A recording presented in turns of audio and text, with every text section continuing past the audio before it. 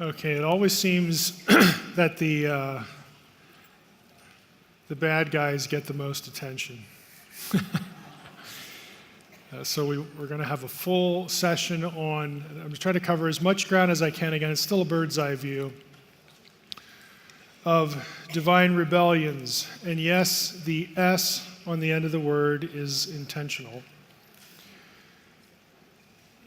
I like to start this session this way. If you asked the average Christian, why is the world so wicked? Why is humanity so depraved? Why is the world the mess that it is? Okay? The answer you're going to invariably get is the fall. Okay? The fall. The fall gets blamed for everything. If you asked an Israelite or a first century Jew the same question, hey, why is the world so wicked? Why is the world such a mess? Why do we have this chaos and suffering and so on and so forth, sin? That is not the answer you would get. The Israelite and the first century Jew would not just say, well, it's the fall, Genesis 3. The answer you would get is, well, there's actually three reasons why the world is the way it is. The first one is the fall. They would acknowledge that. The fall is the entrance of rebellion into God's good world, both on a supernatural level, because we have a supernatural being that decides to interfere and impede with what God wants for humanity in Genesis. But there are also two other rebellions. There are two other reasons why the world is the way it is. And these other two reasons, you have a rebellion in Genesis 6, 1 through 4, with the sons of God, and you have what happens at Babel. Unfortunately, and I'm going to say a little bit as to why this is in a moment, but again, it's been my experience that the second one of these, the Sons of God episode, is regularly either ignored in the church or demythologized. It's explained away as something other than a supernatural rebellion. So you never get this part of the Israelite Jewish worldview. The Genesis 6 episode is a huge deal in intertestamental literature, which bleeds into the New Testament because the New Testament writers are part of what we call the Second Temple period. You get the temple rebuilt after the return from exile, all the way into 70 AD when it's destroyed again. That period, the New Testament is part of that. What happens in Genesis 6 is a really, really big deal in their view of depravity that overspreads the earth. So if we sort of don't have that one count, if we sort of remove that from the picture, we miss some significant elements to not only understand certain things in the New Testament, but also certain things in the Old. The third one, Babel, this is a Sunday school story that everybody knows. I didn't run into Deuteronomy 32, 8, and 9 until I was a doctoral student, as far as what in the world is going on there. And part of the reason is because our modern English translations do not utilize the Dead Sea Scrolls in those verses, and in other verses in Deuteronomy 32 as well. So we never see what the text originally had there and why it's important, because Paul and others dip into Deuteronomy 32, 8, and 9 with a fair amount of regularity, and that passage is the foundation for what we today loosely call spiritual warfare. But you'll never see it unless, again, you have like the Dead Sea Scrolls to help you. You'll never see it. Even though Paul alludes to it in Acts 17, you'll just never see it. It'll look like what Paul's saying has no context for it, like he's just making something up, because I can't find that in the Old Testament. Again, it's a textual issue, it's a manuscript issue. But all three of these, again, would be the Israelite Jewish explanation for why the world is the mess that it is. And as far as what, again, pun intended, I'm so clever, the fallout of the three rebellions, the three falls, if you will. The first one, what that incurs to humanity is estrangement from God and death. Romans 5:12, wherefore so by one man sin entered the world, and death by sin, so that death passed upon all men.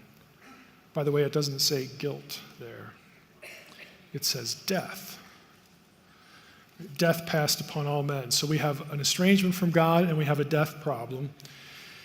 The second one is viewed, again, by Second Temple period Jews as a root cause of the proliferation of depravity. It's not that humans aren't depraved, because they fell in Genesis 3. These were willful acts of rebellion. And you have plenty of other willful acts of sin that ensue from it. But Genesis 6 was thought to be about the proliferation, the acceleration of depravity among human beings. And in the Old Testament period, it was a lethal threat that arose from this event to the people of God as the people of God were known then, the Israelites. And the third one is really about abandonment and fragmentation of God, and not only God to the rest of humanity besides Israel, but really all of the nations from each other, and especially to God. Now, if you were a Second Temple period Jew, and your answer to why the world is the mess that it is, were these three things, you expect the Messiah to cure all three problems, not just one. You expect the Messiah to not just fix Genesis 3, but to fix the others. And that is actually what you get in the New Testament. It's just that we're sort of blind to the other two. So I want to talk a little bit about each of these. Again, if you're one of my people, if you're an academic and love books with footnotes, Unseen Realm has an awful lot of data. I have a whole book that's going to be, the title's going to be Demons, but it's not going to be out for a while. I've already turned it in. Who knows what the publisher's going to do there? They'll do something. But that's going to have a truckload of data in it as well. And so those are the two sources. But Unseen Realm is out, and you can get more detail if you want it. Now, what I want to say about the first rebellion is that if I asked you, hey, you know that story in Genesis 3 about the serpent? Who was the serpent? Like every Christian's going to say, well, that was Satan. It was the devil. In other words, the serpent there was more than a snake. Now, every Christian that I've ever met affirms that idea.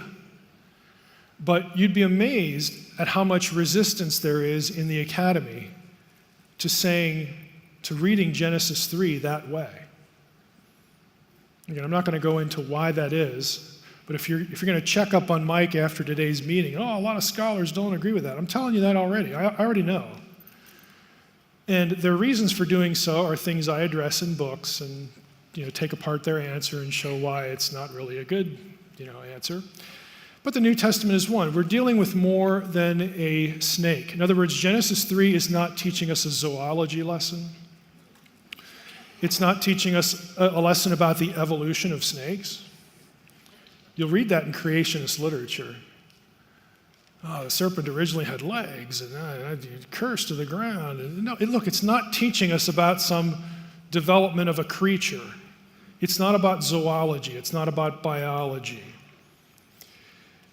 Again, we could go into all sorts of imagery about this being, and I could show you all sorts of data about how both in Mesopotamia and Egypt, supernatural throne guardians, they guarded the presence of the deity, were cast as serpents or dragons, because those are dangerous. Okay, like if I was writing a story now and providing illustrations, and I wanted to talk about bodyguards, I wouldn't put like a bunch of guys that weigh like they look like they're teenagers and they're not muscular. I mean, you're going to draw those individuals as bad looking dudes Because we just have this association with bodyguards and security, especially around, kings and whatnot. They're armed to the teeth. They're a threat. If you step out of line, you're going to pay the price. This is the standard way, or one of the standard ways, of describing a throne guardian in the ancient world. So what we have here is we have an individual, an entity, and you could read Ezekiel 28, Isaiah 14, that has close proximity to God. But in Isaiah 14, this individual decides, Isaiah 14, 12 through 15, I want to be like the Most High. I will be the Most High. I want to be the one in charge of this. I don't like God's decision to make humans part of our family. Okay, I want to be the ruler of the council. You'll get language like this in these passages, where Eden is the cosmic mountain, the place where God dwells. Again, portrayed as a mountain because it's remote and transcendent. You have this individual rebelling and being cast out, cast away, but not before enticing humanity to rebel. So we have rebellion in the supernatural world and the human world. Revelation 12 and 20, this individual is identified as the serpent or the devil, God's original, the original rebel, who becomes sort of God's original adversary. And the cost of his rebellion is death to humanity and estrangement, separation from God. But the heart of the story is a supernatural rebellion. It's not a lesson about snakes and about biology and zoology. Now, this chart here is hard to read. It's from Unseen Realm. But all I want you to notice is the right-hand column. I have red, green, and yellow. Those are places where Genesis 3, Isaiah 14, and Ezekiel 28 overlap. It's a good number of places. On the left-hand side, you have Hebrew terms for the dwelling place of God. Again, Eden is more than a garden. The serpent is more than a snake. These are images designed to convey the dwelling place of God. God actually came to earth. He created people to be in there, on the earth with him, with his supernatural family. One of them was a rebel and brings death because Adam and Eve are driven out of the garden, driven away from the presence of God, away from the tree of life, the two things which gave them contingent immortality, that is lost. It's not just a story about snakes and people in a garden. There's transcendent imagery here that takes us into the supernatural thought processes. What it really, is trying to get at is chaos, disruption, disorder began in this place. It began in God's home. And the result was humanity now is going to live in a broken world. They're the product of a broken home. It's not what God wants it to be. Scholars use words like chaos to describe every condition or set of conditions that is contrary to the way God wants things. And this is where it begins. It's a disruption in the way God wants things. The serpent figure is cast down. Okay, in all three accounts, Genesis 3, Ezekiel 28, Isaiah 14, cast out of the presence of God to the earth. Now the earth, interestingly enough, one of the Hebrew words for earth is eretz. It's the same word, or one of the same words that can be used to describe the realm of the dead, the underworld, the bad side of the spiritual world. The serpent figure becomes Lord of the dead in Israelite thinking. Why? Because from this moment on, everything dies. The earth is not what it should be. It's cursed because of what happens here. it's going to decay and corrupt and be the contrary, the opposite of what God wants it to be. It's death. If you like Stranger Things, think of the Upside Down. Okay? It's a place of decay. The very air is like a contagion. It's pathogenic. I mean, all these things. It's death personified. And its Lord, its keeper, becomes known in Scripture and in other texts, even texts that aren't in the Bible, as Lord of the dead. He owns humanity. He owns their destiny from this point on, because separated from God, they will die and they'll stay dead. So the Messiah is supposed to fix this. The realm of death you could think of also as decreation. Think of the reverse of what happens in Eden. In Eden, God brings life. He creates. He brings it into being. It's in perfect harmony with him. As a result of Genesis 3, all of that is reversed. Everything is the opposite. This is why later on in the Bible, inhospitable and uninhabitable places will be described with underworld terminology, like Sheol, the grave. The wilderness is uninhabitable. The wilderness is where the demonic lives, because if you go out there, you'll die. It's the realm of the dead. Again, all these things are metaphorical to convey a certain idea about the way God wants life to be and the way it unfortunately is in our world. You read through, the Old Testament. I have a few examples here. If you read Isaiah 13, this is why you get desert creatures. The writer uses the vocabulary of desert creatures to describe demonic beings. It's not that owls and hyenas are demonic beings. It's that they eat dead things. They're unclean. They are death personified in some way. And where they live is where things go to die. Everything that's threatening, everything that's in decay, everything that's dead is the anti-Eden. It's the other side. Again, Stranger Things, it's the upside down. It's the inversion of the way things are supposed to be. There's a certain logic to this. In the Day of Atonement ceremony with Azazel, and you could might as well go to Leviticus 16. This may be unfamiliar to some. If you go to Leviticus 16, again, everybody knows this is the Day of Atonement passage. The one time of year, Aaron, goes into the Holy of Holies. It says, Aaron shall offer the bull as a sin offering for himself, and shall make atonement for himself and for his house. He shall take the 2 goats, remember the 2 goats, and set them before the Lord at the entrance of the tent of meeting. Aaron shall cast lots over the 2 goats, 1 lot for the Lord, preposition, divine name, and the other lot is for Azazel.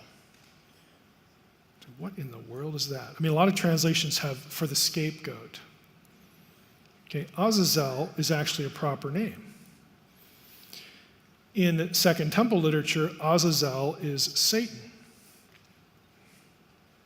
It's the devil figure. It's the figure in charge of the dead.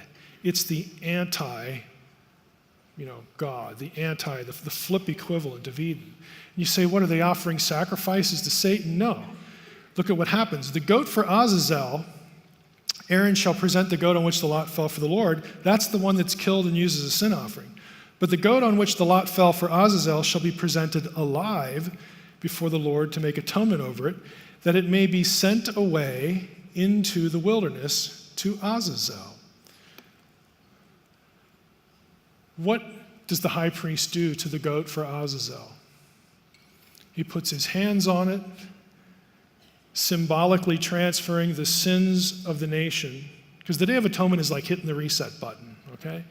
It's rebooting. He puts his hands on the head of the goat for Azazel, and they send it out into the wilderness. the place where death is. Because that's where sin belongs. It doesn't belong in the camp, okay, where the people of God are and the presence of God is. It belongs out there. They're not offering to Satan, they're sending sin to where it belongs. Get it out of here. This is why Paul in 1 Corinthians 5, when they have to discipline a believer who's unrepentant for immorality, they have to discipline this guy out of the church, that he's delivered unto Satan. It means he's sent out of the place that is holy ground, the church, because the glory of God dwells within each believer. We don't want sin here, we send it out. If the sin's taken care of, then he can come back in. This is just a little portion of what the Old Testament describes as, and we're going to get into in detail, cosmic geography. There's a sense of things that are holy and sacred space, and either normal profane space or evil space. Things under the dominion of God and his presence, and things under the dominion of something else. It's just illustrated here in this part of the ceremony for Azazel. I mean, you read that and that sounds just kind of weird. Goat for Azazel? What in the world's that? He's out in the wilderness because that's the realm of death. Look at the desert, dude. Does that look like Eden looked? No. Okay, that's the whole idea. The Rephaim spirits. Just go to one passage here, because we'll talk about who the Rephaim are in a minute. But also in the underworld, in Sheol, that's the Hebrew word for the underworld, Sheol beneath is stirred up to meet you when you come. This is God's words to the supernatural rebel, Isaiah 14, who rebels, wants to be like the Most High, and instead is brought low, brought down to the earth and down to the underworld. Right up here, just go up to verse 9. Sheol stirred up to meet you. Your pomp is brought down to Sheol. You become weak as we, become like one of us. How you are fallen from heaven, O day star, son of the dawn. Its Hebrew is Hallel ben Shakar. Hallel means shining one. The Latin translation in the Vulgate is Lucifer. That's what Lucifer means in Latin, shining one. How are you fallen from heaven, O day star, son of the dawn? How are you cut down to the ground? Again, you're made low. And even lower than the ground, you're in the Eretz, you're in Sheol, you're in the underworld. You said in your heart, I will ascend to heaven. Okay? I will ascend above the heights of the clouds. I will make myself like the Most High, but you are brought down to Sheol, to the far reaches of the pit. Now, if you look at other passages, let me see if I can find it here, if I can find my mouse. Let's see, let's go down one. Let's see. References to the grave and the dead in Isaiah 14. Let's see if I can find it here. Let's see. Leaders of the earth. The shades right here. Let's just click on that. That's the term Rephaim. Where will you see that term if you know your Old Testament well? Who are the Rephaim? It's one of the names for the giant clans. Why are they in Sheol? Why are they in the realm of the dead here? Because they got killed. You say, well, who cares? Let's go to the second rebellion. Here's why you'll care. I'm pointing this out because that verse in Isaiah 14 is going to be one of 2 or 3 verses in the Old Testament for the origin of demons.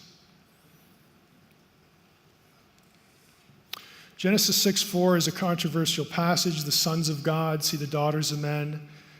They cohabit with the daughters of men. They have children by them. The children are called the Nephilim, mighty men of renown upon the earth. Now, what's typically done in churches today is, well, the sons of God there are just people, the line of Seth or somebody else, or they're kings, and there's nothing supernatural going on here, and it's just kind of weird anyway. Like how would we have a supernatural rebellion here and cohabitation and the giants and all that stuff? That's just too weird. So it can't be what the writers intended because it offends us. And so let's just sort of get rid of that. And that's what's done. Now there are a lot of problems with that. It means the daughters of men are the evil line, and the men aren't evil. The women are evil, but the men aren't. That's one problem. If you're going to go down that road. But here's the bigger problem in Genesis 6. Peter and Jude disagree. Peter, for if God did not spare angels when they sinned, but cast them into hell and committed them to chains of gloomy darkness to be kept until the judgment, if he did not spare the ancient world but preserved Noah, a herald of righteousness, with 7 others, when he brought a flood upon the world of the ungodly. And then he goes to Sodom and Gomorrah. Okay, you realize this is a chronology. Genesis 6:4, 1 through 4, then the flood, then Sodom and Gomorrah. Angels that sinned, plural. It's not referring to Satan because it's plural. There is no other candidate for what Peter's talking about. You say, well, what about a third of the angels, rebelling with Satan? There isn't a single verse in the Bible that says that. Not one. The only time you ever get the word third and angel in the same verse is the last book of the Bible, Revelation 12, where it refers to war breaking out in heaven at the birth of the Messiah, which is a long time after the flood.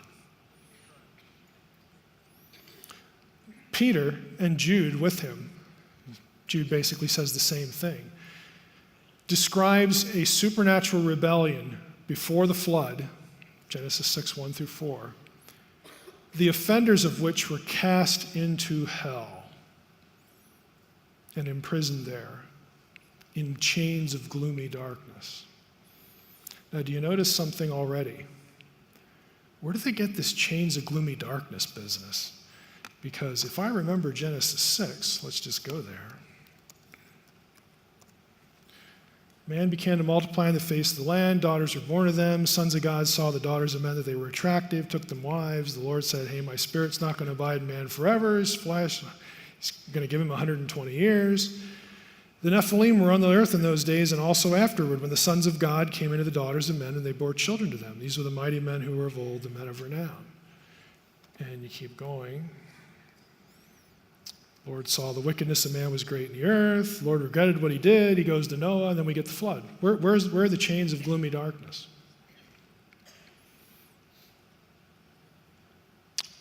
They're not there. And that tells us that Peter and Jude are getting that idea, that material, from somewhere else. They're drawing on material not in the Old Testament, but they're drawing on some other piece of literature or a tradition, a wider tradition, about Genesis 6. Peter and Jude are drawing directly, actually, on ancient Jewish books like 1st Enoch, Jubilees, and the Book of Giants, all from the Second Temple period. And they're all part of the Dead Sea Scrolls. So Peter and Jude are reading Jewish books, essentially commentary on the Old Testament, on this episode of Genesis 6, 1 through 4, and they bring some of that material into their own writings in the New Testament. That's where they get it. Newsflash. New Testament writers, biblical writers, read books. I mean, we have this weird mythical idea that the Bible guys, they never read anything. They just were kind of like making breakfast one day and then they got zapped and they went into a trance. And then they woke up and there's a scroll in front of them. And it's like, man, I can't wait to read that. I can't wait to read what I just wrote. I wasn't aware that I wrote it. because my brain was disengaged. I was getting downloaded. Okay, the Bible, some of you will get this reference. The Bible is not a channeled book. It is not the book of Arantia. Okay, the Bible is a book produced by people whom God providentially prepared for the task. That's what it is. And they read books, they are informed by their environment, their culture, stuff they read, and God knows all of that's going on. He's preparing them from the time they're born up until the moment when he prompts them to produce something for posterity that becomes part of that thing we call the Bible. It's not just downloaded like their brains were not engaged. You know, we really have a deeply flawed conception of inspiration if you think that the Bible is a channeled book. It makes you very vulnerable to criticism, and it makes the Bible vulnerable to criticism in all sorts of ways. Again, this is one of those, it'll take me 5 minutes to destroy your view of the Bible. By using the Bible and using the presumption of how you think you got it. It's not hard. It happens in university classrooms every week. Okay? It's not hard to do. And in this case, Peter and Jude read books. And this material that they're reading, here's the neat part. They providentially read material that actually preserved the original context for Genesis 6, 1 through 4. Because Genesis 6, 1 through 4 is there for a reason. It's not that, again, man, I'm 4 verses short. You know, I got a verse count here. You know, what should I stick in here? Let's give them a really weird thing. You know, I'll play with their minds a little bit. No, there's a point to why the verses are there. But the context is lost on us. The Old Testament writer assumes his readers will sort of pick up what he's laying down. And some of them did because they write about it later, and Peter and Jude use those works, and they actually recover the original context. Since the 19th century, we've known that Mesopotamian flood stories are very similar to the Bible's flood stories. If you went to college, I can guarantee if you took a religion class, you heard this. Because people love to use this as a wedge between you and your idea that the Bible's different than other literature. Okay, this is sort of a favorite trajectory. Similarities with other documents. This has been well known since the 19th century. The biblical story records an event, but it also does theology. The flood story isn't designed just to tell you there was a flood. The flood story is actually making a theological point, and that's actually what's happening in the first 4, really the first 5 verses of the account. The writer is shooting at something. And what he's shooting at is Mesopotamian religion. He's shooting at some other gods when he does it. But again, that's a context that's lost to us. It wasn't lost to Peter and Jude or the writers of that other literature. So again, books like Enoch preserve this. Here's to get us into this subject, I like to do it this way. We just read Genesis 6, 1 through 4, this weird sons of God stuff that Peter and Jude take at face value, okay? It's just weird, all right? And if it's weird, it must be important, and it is. But look at verse 5. What does this have to do with the first 4 verses? The Lord saw that the wickedness of man, wait a minute, I thought the sons of God were the bad guys. The Lord saw that the wickedness of man was great in the earth, and that every intention of the thoughts of his heart was only evil continually.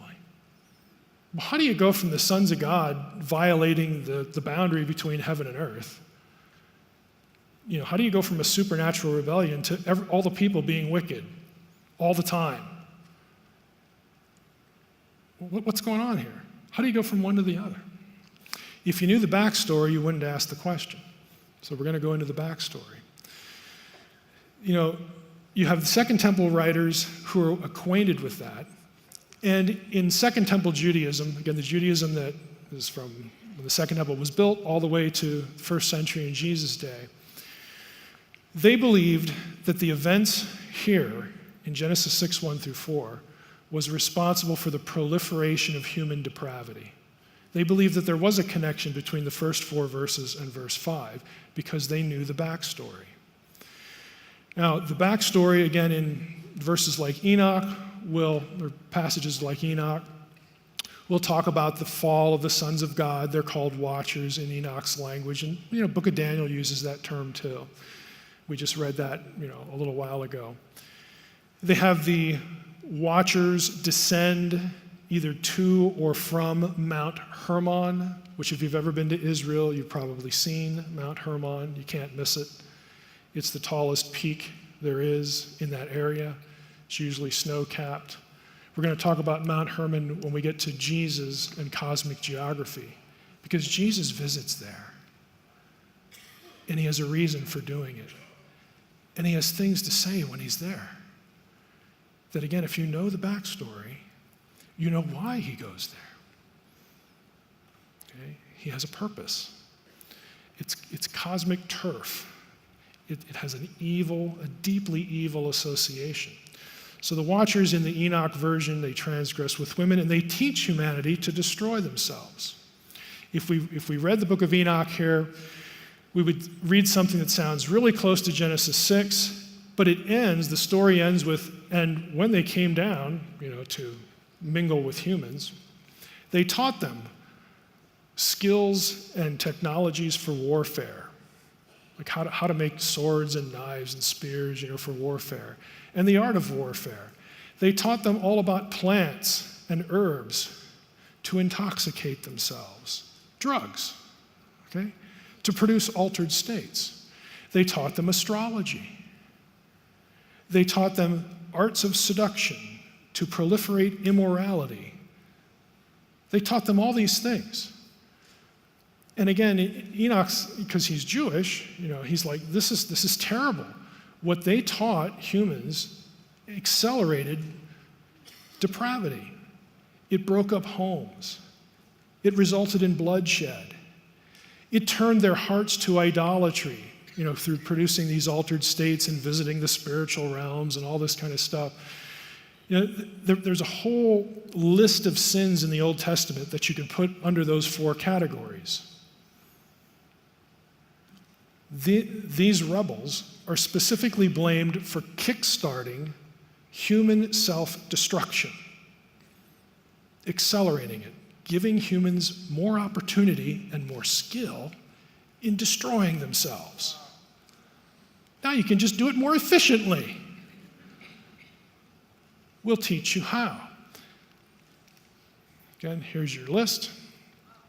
In Mesopotamian thought, though, there's a story that is the backstory to all this. It's a story of a group of divine beings called the Apkallu. Now, right away, you have to think like a Mesopotamian and think like an Israelite. Israelites are your biblical crowd, followers of Yahweh, at least ostensibly. And the Mesopotamians are followers of any number of gods. Marduk is the big one, when this gets written. He's the lead deity. So you've got Israel, Mesopotamia, good and evil, all that stuff going on. Well, the Mesopotamian story of the flood includes the idea of supernatural beings coming to earth and cohabitation. But in their version, it's a good thing. This is why Babylon is known for its immorality, certainly its idolatry, for its dark arts. Okay, they were an empire. But those are good things because we're Babylon and we're great. There's no one like us. We are the top dog of civilization.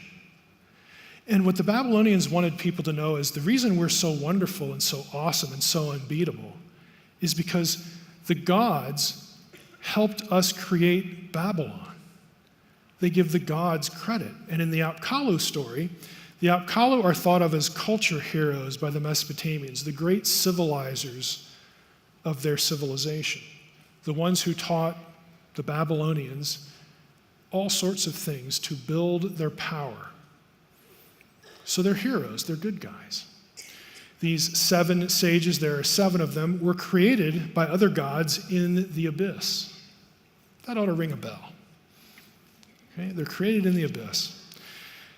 One of their jobs was to ensure the correct functioning of heaven and earth. They had great power, great knowledge. And they're going to teach humans things, ostensibly to create civilization. But again, the Jews look at this and they go, this is horrible. We shouldn't have random bloodshed. We shouldn't have immorality. We shouldn't be worshiping other gods. We shouldn't be doing any of this garbage. But if you're a Babylonian, you're like, yeah, sign me up for that. The wisdom taught by the Apkallu to the Babylonians corresponds precisely to the forbidden knowledge that you'll see listed in Enoch. That's not a coincidence. Again, negative view, positive view.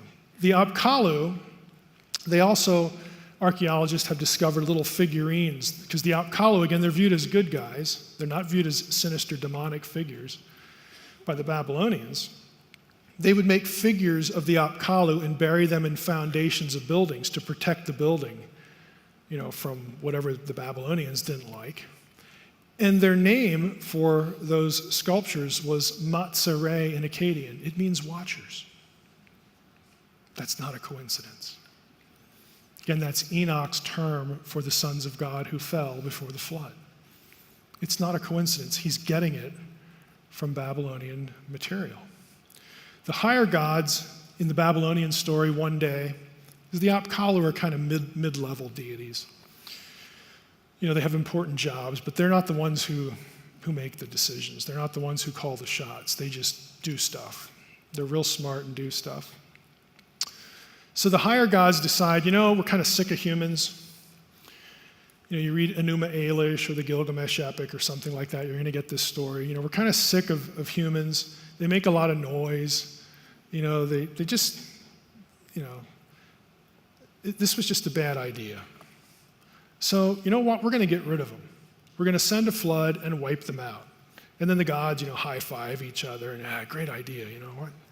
Let's just get rid of them. Well, the Apkallu hear this, and they're like, you got to be kidding. I mean, we've invested a lot of time in these people. We've taught them all sorts of things.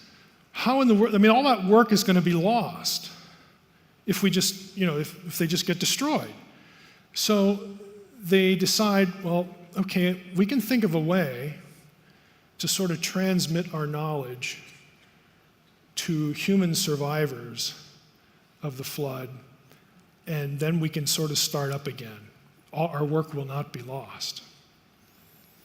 Now, the Era epic, which is a Mesopotamian text, is a key source for this. It lists 7 pre-flood kings, each of them accompanied by an assisting Apkallu. So the king said, I owe my success to this deity, and then they list them out in a cuneiform tablet. Each king is assisted by a specific Apkallu, and they're all divine beings. But after the flood, there are texts that mention 4 of them, and they're no longer completely divine. They're of divine descent, but they're also described as partly human. Does this sound familiar? Okay, the Gibborim, the Nephilim, okay. They're also described as other ways. They're 2/3 Apkallu is one description. That's the description given to Gilgamesh, who is called in one cylinder seal the Lord of the Apkallu, and Gilgamesh is a giant in Mesopotamian tradition. Does that sound familiar? Divine beings, cohabitation, offspring that's mixed, they're giants, and they're just bad dudes. Okay, the Babylonians think, well, this is great, good idea. You save civilization here. In the Israelite version in Genesis 6, it's like, this is awful. Because what do the Nephilim and their succeeding generations do? Numbers 13, 32, 33. When Joshua, along with 11 others, Joshua and Caleb and 10 other spies, are sent into the land, they come back in Numbers 13, 32, and 33 and say what? What do the spies say? This place is awesome. Like, it's everything we heard it was going to be. And the people are like, yeah. And the 10 of the spies go, no. because there's one other detail here. The place is littered with Anakim. who are descended from the Nephilim, great and tall, essentially, we're going to get our butts kicked. Okay, we do not stand a chance. And Joshua and Caleb are like, don't you remember like the Red Sea? Like, hello? But 10 of them say, we're out of here. And so God says, because you don't believe, you're going to wander in the wilderness now for 40 years until this generation dies out. Now, getting a little ahead of myself for the next session. After 40 years, remember what God does? See, the conquest fails when they see the Anakim, the giants. And Deuteronomy 2 and 3 says the Anakim are Rephaim. Again, all these different giant clan names. God takes them up the other side of Jordan, and they pass through Ammon and Moab, and God tells, Joshua, Moses and Joshua in Deuteronomy, now, go through Ammon and Moab, but don't bother those people, because the descendants of Esau have already eliminated the giant clans there, the Zamzumim, the Zuzim, and the Amim. So you don't have any business there. Don't bother them. I'm going to send you to Bashan, where the last of the Rephaim live. God intentionally takes them back to confront the same people they ran away from. They have to conquer Bashan, the vestiges of the giant clans in Bashan, before God allows them to cross over and then do the same thing in Canaan. He brings them full circle. You're not getting out of this deal, because these are the elements of the population in the conquest narrative. These must be eliminated because they are spawn of rival gods. They want to seduce you to idolatry. They want to destroy you because you're my people. You say, well, how in the world did we get into that situation? Like where all these nations have other gods. I mean, how did we even get there to begin with? Okay, we'll talk about that in a moment. That's Babel. But in Jewish tradition, here's where demons come from, the demons of the Gospels, who are not the principalities and powers. We'll see that in a moment, too. In Jewish tradition, if you asked, where do the demons come from? This is it. Because when the Rephaim die, where do we see them in the Old Testament? Sheol. A demon is the disembodied spirit of one of these guys. That was the belief in Judaism. And again, you can read it all through Second Temple Jewish texts. And I'm sure that maybe there's some of you who have heard that before. But again, this isn't taught in church, because you're not encouraged to read the texts that Peter and Jude read that wind up, getting drawn on for material in the New Testament. You don't read Isaiah 14. You don't read about the Rephaim. You don't read about Sheol. Again, this is your biblical worldview. So you've got one rebel who brings death and estrangement to humanity. That's the one you know about. That's the serpent. You've got this crowd who rebel against God. Now, God, in all traditions, God takes the offenders and assigns them, sends them back to the abyss. In the Mesopotamian story, that's what Marduk does. Marduk says, look, I wanted humanity destroyed. I didn't want you guys interfering, so I'm going to sentence you to go back to the abyss to never return. Every element of Genesis 6:1 through 4 is accounted for in the Apkallu story, every one. And it's only really been since 2010 that scholars who muck around in cuneiform tablets have assembled the data. So by definition, if you have a commentary at home that doesn't include what I just talked about, I'm sorry, but it's obsolete in Genesis 6. It does not take into consideration the primary source text material that is the backdrop for Genesis 6:1 through 4. That isn't my fault, I'm just pointing it out. Okay, it's just, this is what happens. People discover things and you learn more things.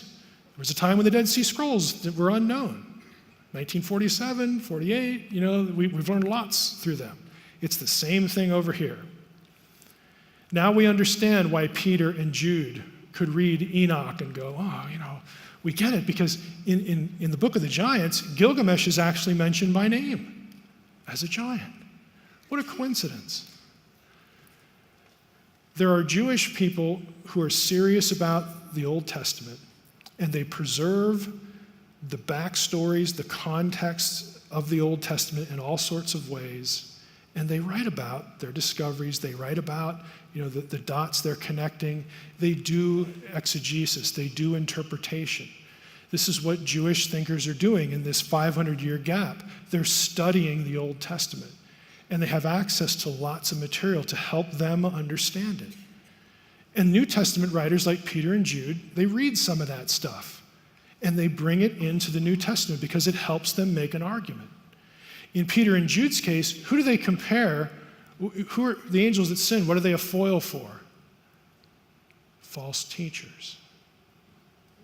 Wouldn't it make sense to equate a false teacher with like an Apkallu dude or one of the fallen sons of God? Because they were believed to lead people astray. Why in the Gospels are demons called unclean spirits? It's because they don't take a bath? Okay, because they eat like stuff they shouldn't? No. What are, other than like food laws in the Old Testament, what are some other things that make something, either an animal or a person, unclean? Forbidden mixtures. This is why the Watchers are called bastard spirits in the Dead Sea Scrolls, because that's what they are. And they're unclean spirits. I could cite you sources where guys write their dissertation on the phrase unclean spirit. Where does it come from? How is it used? That will make this point. It's just, again, this is what I try to do. I try to give, scholarly material, make it decipherable, because it is kind of important in terms of the worldview of what we're talking about. You have the lesson to learn from Genesis 6 ultimately is not about giant stuff. I mean, people love that stuff, but it's really not about giant stuff. It's about understanding that you have supernatural enemies who enjoy your destruction. It's about your living a legacy that is partly your fault, but partly one imposed upon you by intelligent evil. Now, you can say, well, all those guys are locked up in the abyss, and they are. Okay? They are. Demons are at times allowed to get out, like in the Gospels, and they possess people. They harm individuals. That's not our real problem. Our real problem is the next set, which are different. But the idea that there is intelligent evil out there that seeks your destruction is an important one. Now, when it comes to the biblical story, it's kind of interesting. Who destroys the lineage of the Nephilim in the Bible, in the Old Testament? Okay, Moses and Joshua in the conquest. And then the last, in fact, Joshua winds up his conquest narrative this way. How does Joshua define success?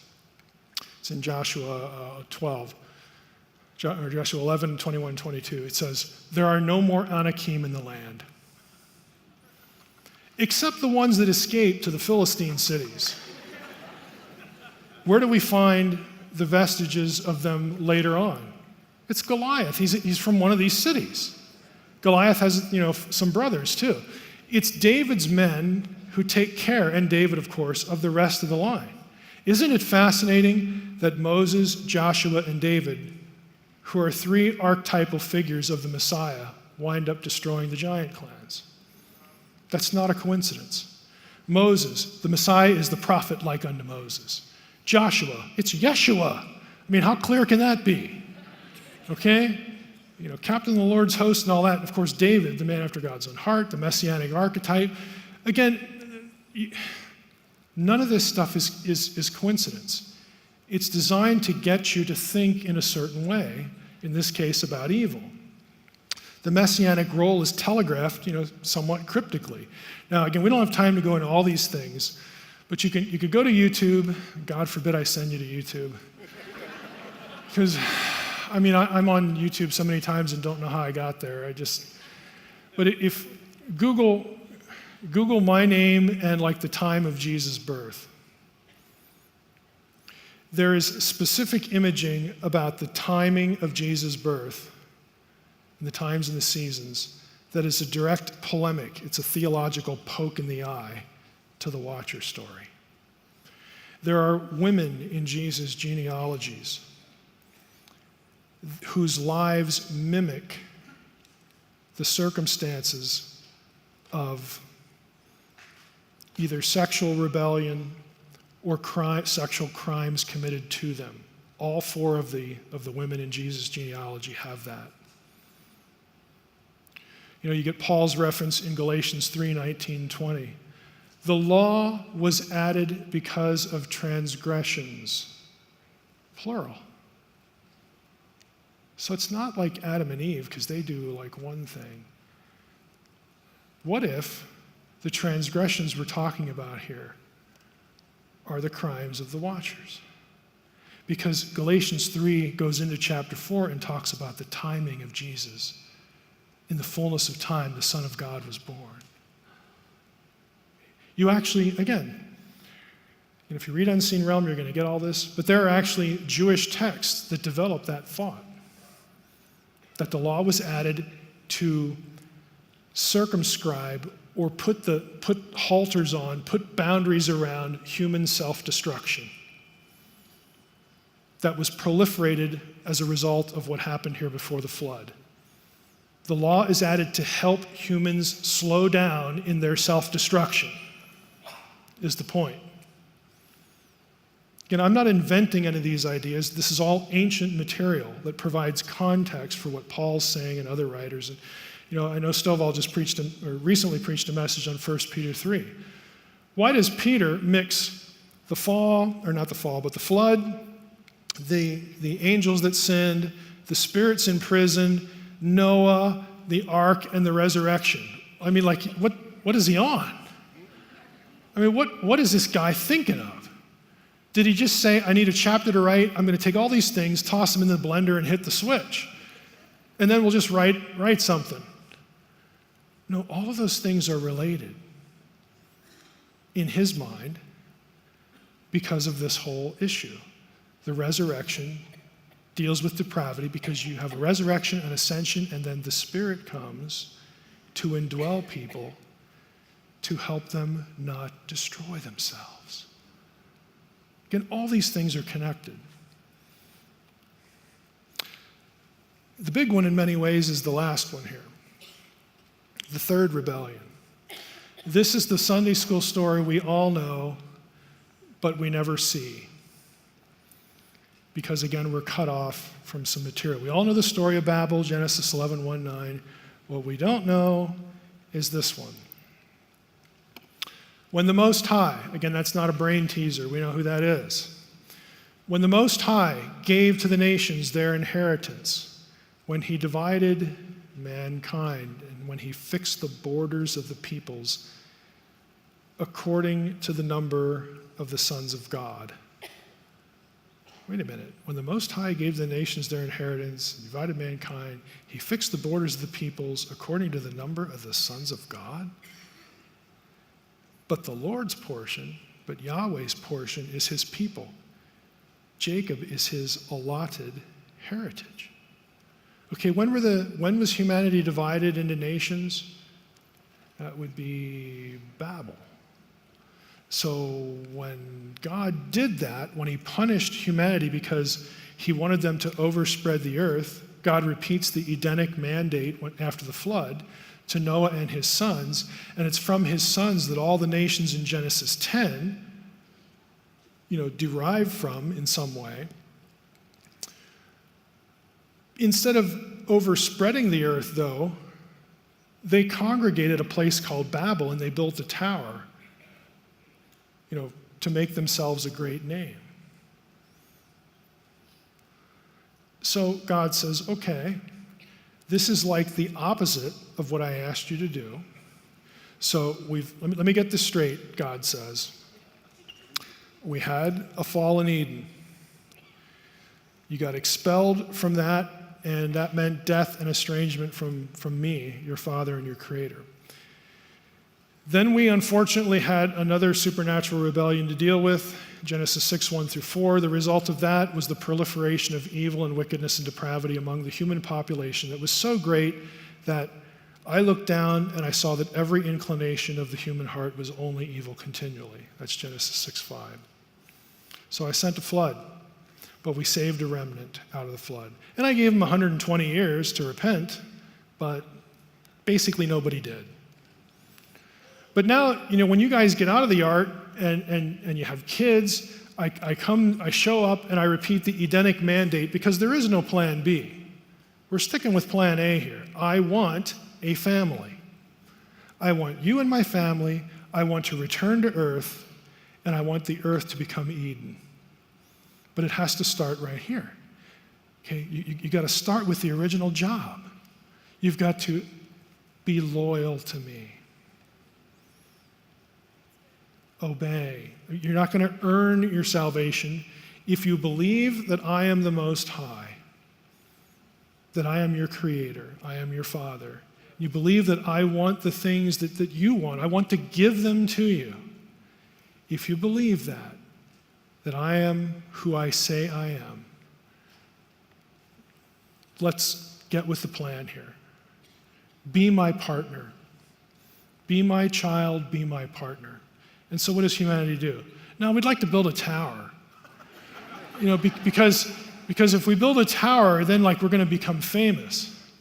So it's a little more than that because everybody agrees, biblical scholars agree, that the tower they built was a ziggurat.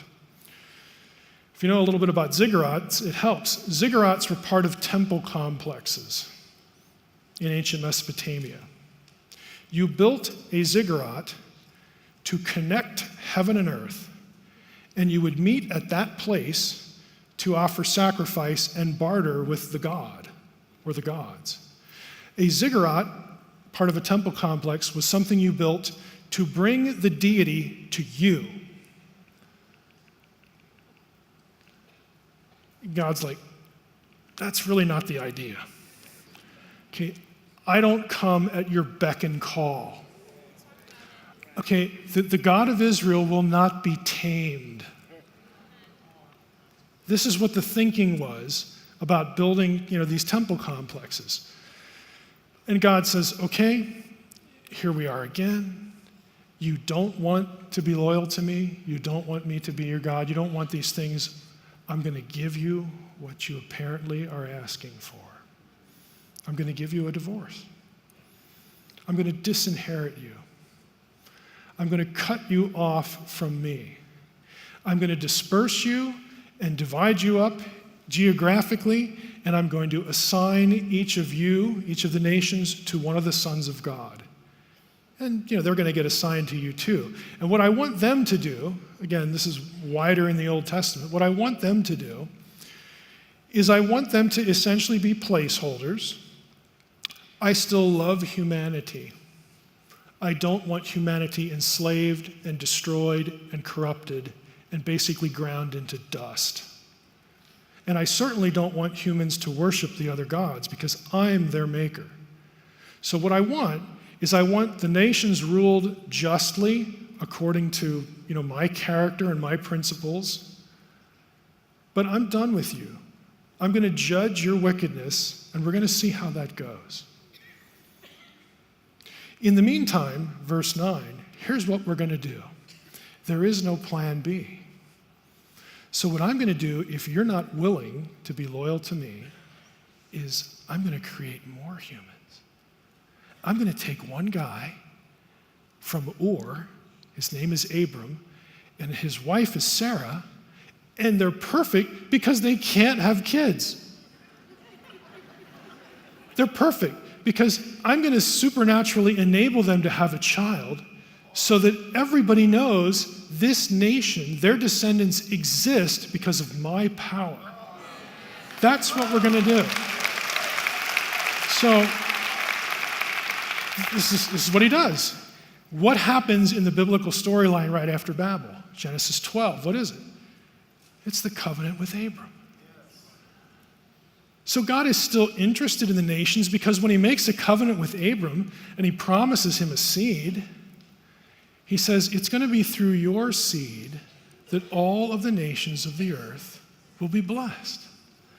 And Paul later on picks up on this idea, and he talks about, well, the seed was actually like one seed. It was Jesus, and of course he goes all the way back through Abraham, and the genealogies and all that stuff. And it's going to be the Messiah who is going to reunite the earth, reunite the nations. This is the plan. So God abandons them. Now, what this leads to, if you want good bedtime reading, you can read my article about Deuteronomy 32:8. Now, most of your Bibles will say sons of Israel. He divided them up according to the number of the sons of Israel, or the children of Israel. The Dead Sea Scrolls say sons of God. Here I made you a nice little picture of the Dead Sea Scroll.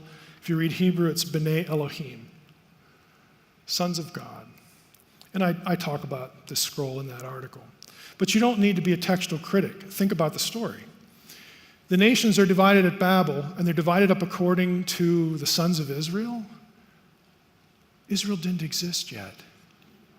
They're only going to exist after Babel. So it makes no sense to divide the nations up according to the number of the sons of Israel, because Israel, what's that? They don't even exist. Again, the correct reading is sons of God, like the Dead Sea Scrolls have. It's the oldest text we have, and so we should go with it.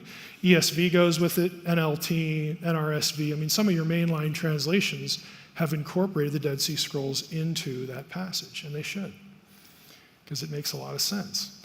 Now, ultimately, what happens here, let's go back to Psalm 82. Israel, the plan is that God has abandoned the nations, and Israel is supposed to be his family, and his family is supposed to be, think of how Israel's described in the Old Testament, a kingdom of priests. There's one. What do priests do? They're mediators between God and men. Yeah, sure. Don't lose your thought. Okay. Just because so many people don't know, I want them to understand, when you're saying in the Dead Sea Scrolls, you're talking about the biblical text. The biblical text. When he says Dead Sea Scrolls, he's talking about the Bible that was found in the Dead Sea Scrolls. That is the oldest text that we have. This is Deuteronomy 32, preserved in one of the Dead Sea Scrolls. And that's a good point. The Dead Sea Scrolls, two categories, biblical and non-biblical. Biblical scrolls are copies of the Hebrew Bible.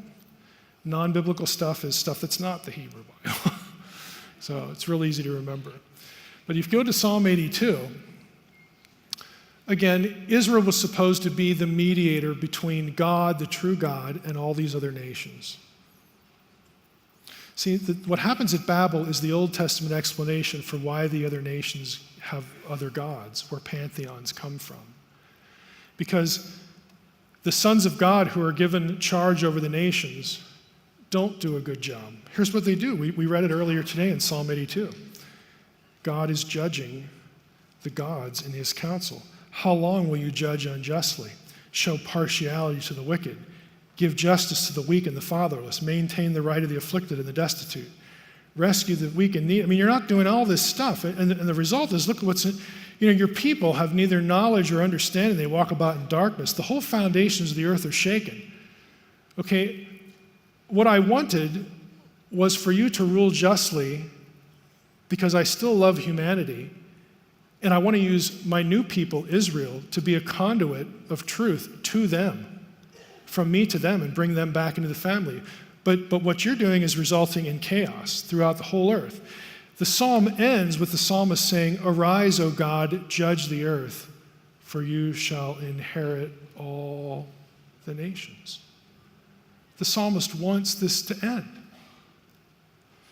He wants the chaos of the nations taken care of. The reason I have this highlighted, again, we can't go into this either, but if you know what the Septuagint is, it's the Greek translation of the Hebrew Bible. The word here for arise in the Greek translation of the Hebrew Bible is the word for resurrection. And it happens 3 or 4 times where the resurrection is associated with the reclaiming of the nations. This is just one of several passages. And Paul knows this. He knows it really well. Because 5 or 6 times, Paul, when he talks about the resurrection, he doesn't talk about being his ideal weight. He doesn't talk about getting his hair back, getting better eyesight. As soon as he thinks of the resurrection, he thinks about the conquest of the rulers, the powers, the principalities. He does it half a dozen different places. He thinks of one and goes to the other. Now, again, this is the way it was supposed to work, but it doesn't work this way. And what this is the root, and we'll cover this in the last 5 minutes here. This whole idea of God scattering the nations, assigning them to other gods, and those gods become corrupt. They destroy their nations. They turn the hearts of their people to worship them. They turn the hearts of people to idolatry. It's a mess. It's the Old Testament explanation for after the flood, everybody knew who the true God was. After Babel, things just really go downhill. Okay. It turns into the system that we sort of know about the ancient world. You know, you could go to Plato and find the same worldview. You can go to Greco-Roman writers. The pagan world believed the same thing, that they worship the gods they do and their neighbors worship some other god because that's how the Most High wanted it. You'll actually find that in non-biblical pagan texts. Again, when Paul goes to a pagan city, he knows that they share the same worldview, and it's a platform for the gospel. But before we get there, that's going to be the subject of the next session. This is the foundation for what we call spiritual warfare and cosmic geography. Daniel 10, the Prince of Persia, Prince of Greece. Where do we get this idea of supernatural princes over nations? Deuteronomy 32. The Babel story. That's where it begins. 1 Samuel 5, this is one of my favorites because it's one of the most obscure, but it's funny. Remember the story when the Philistines go to war with the Israelites and they capture the Ark of the Covenant? Okay, so what do? They take the Ark of the Covenant back to the temple of Dagon, all right, and they set it up in the temple of Dagon. And again, this is a familiar Sunday school story that we like to tell kids, again, because it's funny. I'll have to let me just flip over and go to 1 Samuel 5, because there's a line in it that we all miss. So they take the Ark over to Dagon's temple. Might help if I put the chapter in. And here's the story. They took Dagon, put the ark in front of Dagon. Verse 3, when the people of Ashdod rose early the next day, behold, Dagon had fallen face downward on the ground before the ark of the Lord. So they took Dagon and put him back in his place. But when they rose early the next morning, behold, Dagon had fallen down, face down on the ground before the ark of the Lord. And this time, if I can find my mouse here, the head of Dagon and both his hands were lying cut off on the threshold. Only the trunk of Dagon was left to him. Now, that's the story we tell. Because it's funny, Dagon is reduced to a stump. And granted, okay, it's comical. But we miss the next verse. This is why the priests of Dagon and all who enter the house of Dagon do not tread on the threshold of Dagon in Ashdod to this day. Where they found Dagon defeated, they don't walk on it, because now that ground is under dominion of Yahweh. In other words, can you imagine? I mean, this must have been like some pirouette, because you got to go into Dagon's house to do stuff. And so we just got to kind of step around that, cordon it off or whatever, because they're not taking any chances. They're not taking any chances. It is now ground that belongs to Yahweh. See, the nations around Israel are under dominion of fallen gods. Israel is Yahweh's portion. And Yahweh, when he does things like this and conquers their deities, they get it. 1 Samuel 26, when David gets driven out of Judah, if we click through that, he has this lament, and he's basically shedding tears over well, good grief, I have to leave Judah and I got to go pretend I'm a crazy man over in Philistine territory, because Saul hates me, they hate me, how am I going to stay alive? And he laments that, how can I worship the Lord? How can I pray? Because I'm no longer in Judah. It's not a denial of God's omnipresence. That's the way a modern would think about it. He's thinking, for me to be rightly related to God, I have to be in his land. I have to be in his space, sacred space. 2 Kings 5, probably my favorite example. This is Naaman the leper. Again, how many times have we heard this in Sunday school? So Naaman has leprosy, and he's got a little slave girl living in his house that they captured from Israel. And I'm paraphrasing here, but she's doing whatever task she's doing, and here comes Naaman, the captain of Syria. He's a big dude, and he's whining about his leprosy. I'd whine too if I had leprosy. And the little slave girl says, well, why don't you just go down and see Elisha the prophet? He'll take care of that. And he's like, what? Sure, just, go down and visit Elisha. So he takes a bunch of his men and he goes to Elisha in Israel. And he gets to Elisha's house and the prophet won't even come out to talk to him. He says, yeah, I know he's here, I know who he is. Just tell him to go dip in the Jordan 7 times, he'll be okay. So Naaman's like, this is disrespectful. Doesn't he know who I am? And he gets all in a huff, we're just going to go back home, And again, his servants say, well, again, Mike's paraphrase, well, if he'd have told you to do something crazy, you probably would have done it. Oh, yeah, But the Jordan is like, we got better rivers back home. What is this thing? It's like a little sewer or something, And his men say, well, what's the harm? Just try it. So he says, okay, I'll try it and then we'll go home. So he dips himself 7 times in the Jordan. What happens? You know the story. He's healed. So he can't believe it. He's thrilled. He goes back to Elisha's house, and this time Elisha comes out to talk to him. And Naaman's like, thank you, I can't believe it. Can I give you something? Can I pay you something? This is just amazing. And Elisha's like, no, we're not doing any of that. And so Naaman says, now I know that Yahweh is the God of all gods. And he says, from this point forward, I will not sacrifice to any other. And then what does he ask Elisha for? Anyone remember? So this is the part of the story we skip over. He asks him for dirt. He said, would it be okay if I fill the bags of with dirt and as much as my mule train can carry, take it back? Because I'm an important guy. I got to go home to Syria. And part of my job is I have to go into the temple of Ramon with the king. And the king's kind of old. And when the king bends over, I got to do this, But I want, he wants God to know, and he wants Elisha to know that I'm not worshiping Ramon. Now, he probably used the dirt to spread out at his house somewhere to offer sacrifice on what? Cosmic geography, on holy ground, land under dominion of the God he knew was real. Maybe he took some with him in the temple of Ramon, put a little bag, put some in my pockets, who knows? But he wants dirt.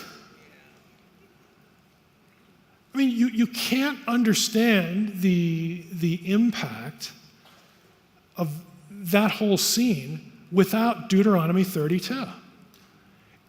This is Yahweh's portion.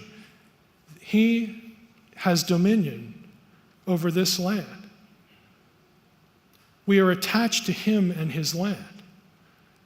Everything else is hostile. It's under dominion of something else. Deuteronomy 32 frames the entire rest of the Bible. Because from this point on, it's Israel against the nations, and it's Yahweh against the gods. That's the whole story right there in a nutshell. It frames the entirety of the Old Testament. And since this is where we get the Prince of Persia, Prince of Greece, all this stuff, okay, that gets picked up in the New Testament, both in the life of Jesus and in what Paul says and in our ultimate destiny, believe it or not. All those things bleed back into what we just talked about.